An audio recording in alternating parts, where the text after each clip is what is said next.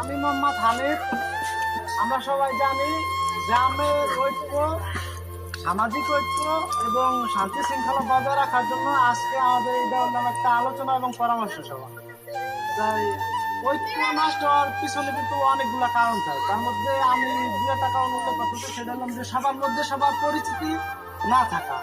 আর একটা বিষয় হলাম যে আধিপত্যবাদী মনোভাব আসলে দেখানো। আমরা যারা বড় বংশ আছি, ছোট বংশের লোক আমার এলাকার মধ্যে যারা এটা আছে, ছোট বংশের লোকদের সাথে আমরা জুলুম করি।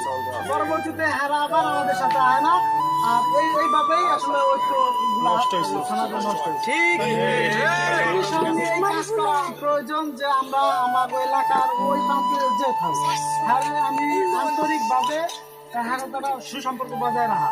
হ্যাঁ আমি নাচে না ভাঙ করা, হ্যাঁ আমি যে হ্যাঁ আমার এলাকা ভাই, এইভাবে আন্তরিকতা বজায় রেখে হ্যাঁ পরিচিতির সাথে কথা বলা, একটা ভাব ভালোবাসার সম্পর্ক তৈরি করা, এইভাবেই এলাকায় ঐক্য প্রতিষ্ঠা করা যেতে পারে।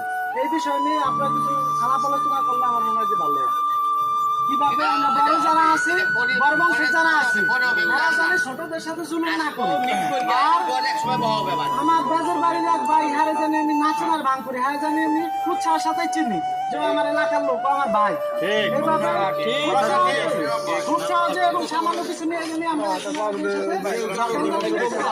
এটা আমার আসলে